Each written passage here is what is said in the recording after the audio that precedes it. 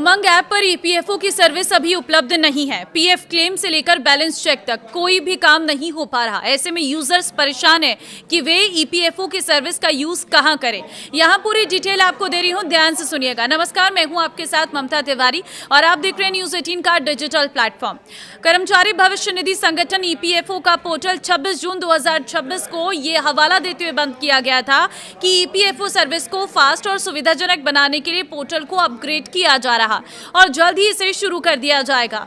हालांकि 7 दिनों के बाद भी पोर्टल को चालू भी कर दिया गया, लेकिन अभी तक ईपीएफओ की सर्विसेज नहीं चल पा रही हैं। अधिकतर लोगों को क्लेम से लेकर एक्टिवेशन तक की समस्याएं आ रही हैं। बहुत से लोग ऐसे भी हैं जो लॉग इन नहीं कर पा रहे हैं। दरअसल 3 जुलाई को ईपीएफओ के पोर्टल को फिर से बहाल किया गया था और कुछ बदलाव किया गया। सर्विस को बहाल करने के साथ ही ईपीएफओ की ओर से जानकारी दी गई थी कि सर्विस डिस्ट्रीब्यूशन और मेंबर एक्सपीरियंस को बेहतर बनाने के लिए महत्वपूर्ण डेटाबेस और सॉफ्टवेयर अपग्रेड को सफलतापूर्वक पूरा कर लिया गया है। वहीं यूएएन एक्टिवेशन संबंधी और यूएएन जनरेट करने संबंधी चीजों को वेबसाइट से हटाकर उमंग ऐप के द्वारा करने की बात कही गई थी, लेकिन आज 26वां दिन है और अभी तक उमंग ऐप पर ईपीएफओ सर्विस को जारी नहीं किया गया है। यूजर्स अपने ऐप में लॉगिन तक नहीं कर पा रही हैं। उमंग ऐप पर ईपीएफओ की सर्विस खुलते ही एक पॉपअप मैसेज दिखाई दे रहा है जिसमें लिखा है कि वेबसाइट मेंटेनेंस का काम जारी है, जल्दी इसकी सर्विस बहाल की जाएगी। आपको हुई असुविधा के लिए हमें दुख है। दूसरी ओर पोर्टल पर जानकारी दी गई है कि मेजर डेटाबेस और सॉफ्टवेयर अपग्रेड का काम पूरा हो चुका है। सदस्य और नियोक्ता सर्विस अब लाइव हो चुके हैं और अब सभी सुविधाएं उपयोग के लिए उपलब्ध हैं। वहीं क्लेम को शेड्यूल किया गया है। इसके प्रोसेस के वेरीफाई होने में 2 हफ्ते का समय लग सकता है। हालांकि कई यूजर्स का यह भी कहना है कि लंबे समय से क्लेम किया गया है, लेकिन अभी तक अकाउंट में पैसा क्रेडिट होने की कोई जानकारी नहीं मिली है।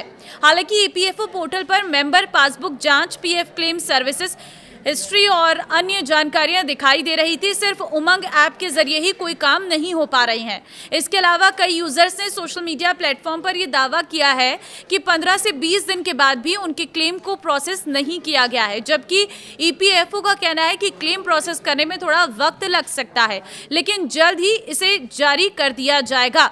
तो चेक करें कि बैलेंस या पीएफ क्लेम कैसे चेक करें। अगर आपके मन में ये सवाल है तो देखिए, अगर आपको बैलेंस चेक करना है तो यूएएन और पासवर्ड की मदद से ईपीएफओ पोर्टल पर लॉगिन करना होगा और पासबुक चेक कर सकते हैं। साथ ही क्लेम भी यहीं से किया जा सकता है, क्योंकि अभी उमंग ऐप पर मेंटेनेंस का काम जारी है। इसके अलावा एसएमएस और मिस कॉल के जरिए भी आप पीएफ का बैलेंस चेक कर सकते हैं।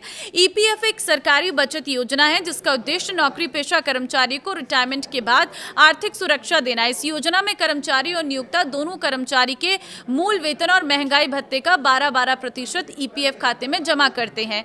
ईपीएफ 2026 के ढांचे के अनुसार ये योगदान दोनों पक्षों के लिए 1800 रुपये तक सीमित है। हालांकि कर्मचारी और नियोक्ता चाहें तो स्वैच्छिक रूप से इसे अधिक योगदान भी कर सकते हैं।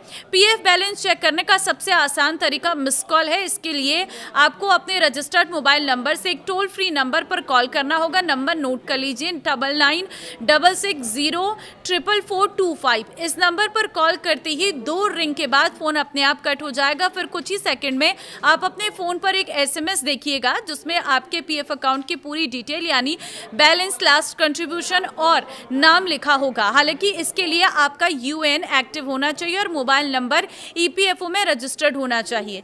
एसएमएस के जरिए भी आप पीएफ का पूरा हिसाब जान सकते हैं। मान लीजिए आप स्मार्टफोन यूज नहीं करते हैं या मिस कॉल काम नहीं कर रही है तो एक सिंपल मैसेज भेजकर भी बैलेंस मंगवा सकते हैं। इसके लिए अपने रजिस्टर्ड मोबाइल नंबर से मैसेज बॉक्स में जाकर टाइप करें EPFOHOUAN।